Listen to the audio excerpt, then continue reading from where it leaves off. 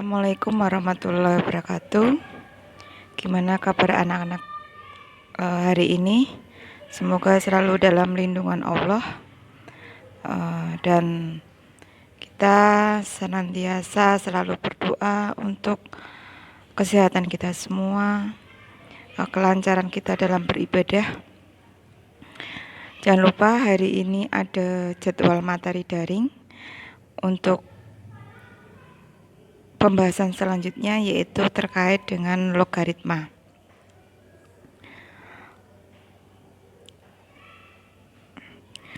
Logaritma itu ada sejarahnya ya. Logaritma itu berasal dari kata Yunani, yaitu logos atau perpangkatan dan aritos bilangan.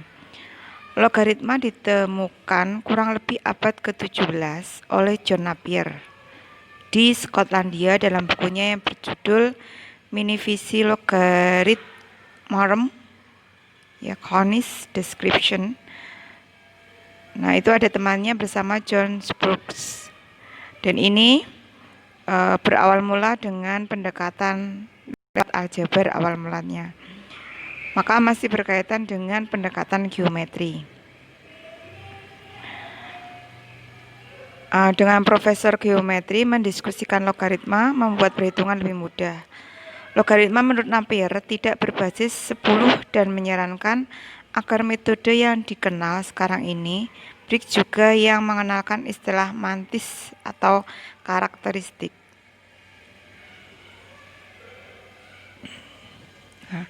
Logaritma, pengertian dari logaritma itu sendiri yaitu merupakan inverse dari eksponen. Eksponen kemarin itu adalah perpangkatan.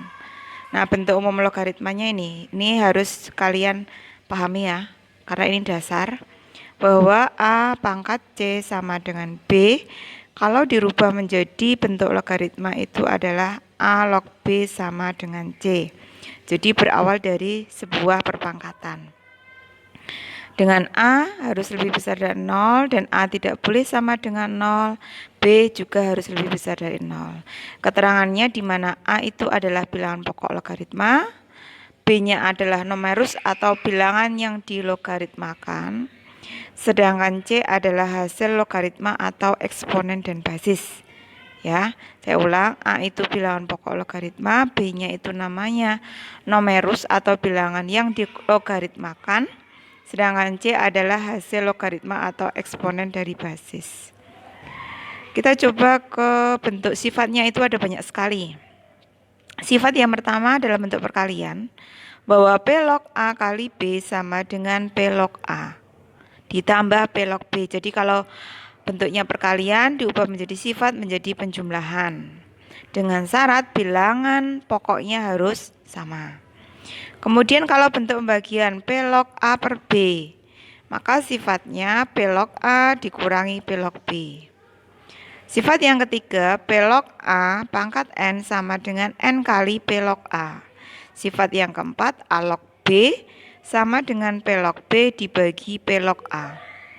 Sedangkan yang kelima, 1 per A log B sama dengan P log A.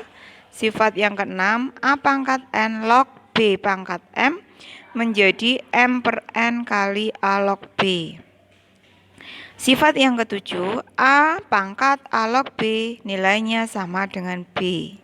Sifat yang kedelapan, P log 1 nilainya adalah 0.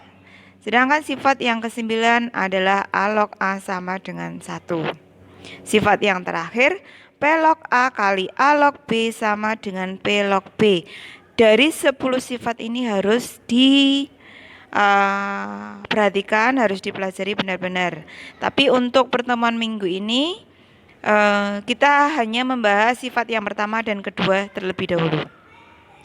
Ya, kita akan mempelajari sifat yang pertama dan kedua terlebih dahulu biar tidak bingung. Untuk selanjutnya contoh. Nah, jika 2 log X sama dengan 3, tentukan nilai X. Nah, 2 log X sama dengan 3. Ingat rumus dasarnya bahwa A pangkat C sama dengan B. Jika diubah menjadi logaritma itu A log B sama dengan C. Jadi penyelesaiannya bagaimana? Bahwa X sama dengan 2 pangkat 3. Sehingga nilai X adalah 8. Cukup jelas ya. Jadi kita masukkan ke dalam bentuk rumus pokoknya tadi. Sekarang contoh yang kedua. Jika 4 log 64, maka nilai X-nya berapa? Kita terapkan rumus pokoknya dulu, bahwa A pangkat C sama dengan B. Jika diubah menjadi logaritma bahwa A log B sama dengan C. Jadi 4 log 64 sama dengan X bisa diubah menjadi 4 pangkat X sama dengan 64. Sehingga 4 pangkat X sama dengan 4 pangkat 4. Sehingga X-nya nilainya adalah 4. Contoh yang ketiga. Nah, contoh yang ketiga, nilai dari 2 log 8 ditambah 3 log 9. Masih menggunakan rumus awal. Nilai dari 2 log 8 itu nanti berapa, 3 log 9 nilainya juga berapa. 8 itu artinya apa? 2 pangkat 3. Jadi 2 log 8 itu nilainya adalah 3. Sedangkan 3 log 9 itu artinya apa? 3 pangkat 2 berarti nilainya 2. Sehingga hasil akhirnya adalah 5. Itu contoh yang ketiga. Sekarang contoh yang keempat.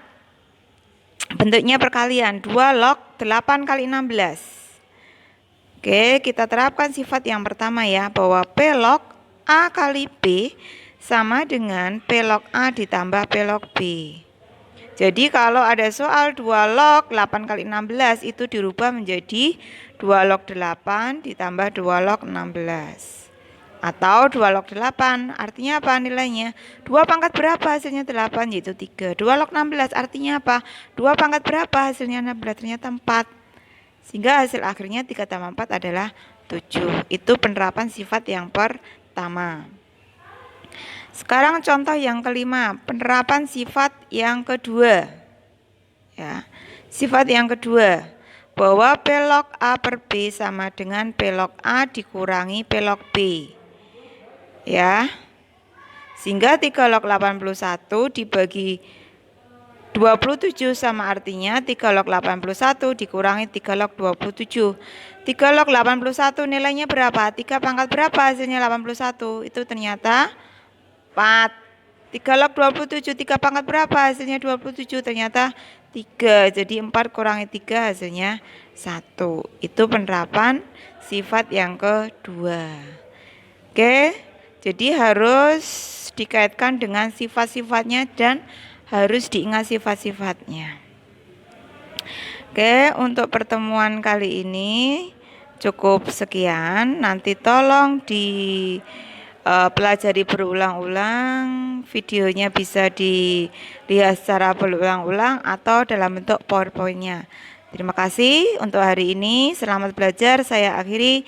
Assalamualaikum warahmatullahi wabarakatuh.